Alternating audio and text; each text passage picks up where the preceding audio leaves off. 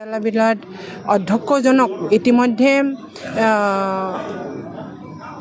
ভুৱা এটা গোচৰত এখেতক অভিযুক্ত কৰিবৰ কাৰণে এটা এৰেষ্ট কৰা হৈছে। সেইটো দুৰ্ভাগ্যজনক, কিন্তু এইটো কোৰ্টৰ মজিয়াত আছে। আইনে নিজৰ কাম কৰিব, কিন্তু দুৰ্ভাগ্যজনক। আমি সকলোৱে কৰ্মীসকলেও আমি জানো, কিন্তু আমি চবে জানো যে এইটো ভুৱা মিছলিডিং ইনফৰমেশ্যনেৰে সেইবিলাক কাণ্ডটো কৰা হৈছে। আৰু এইটো খুব দুৰ্ভাগ্যজনক। এজন অধ্যক্ষ হৈ পেলাই ৰাইজৰ মাজত থকা এজন গ্ৰাছৰুটৰ কৰ্মী হিচাপে, ৰাইজৰ সমাজসেৱক হিচাপে এখেতে এইবিলাক কামত লিপ্ত নহয়।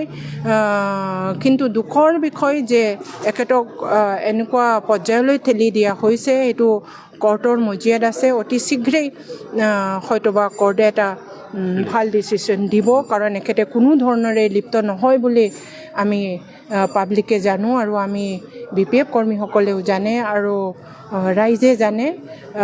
গতিকে ক'ত বা যদি ভুল হৈ আছে, সেইটো পৰ্যায়ক্ৰমত সেইটো সমাধানৰ ক্ষেত্ৰত থাকিব বুলি মোৰ এটা বিশ্বাস।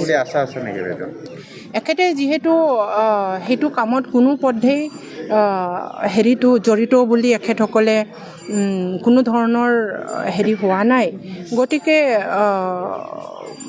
পোৱা নাই, কি কয় এইটো, জড়িত নাই, গতিকে নিশ্চয়কৈ ন্যায় পাব।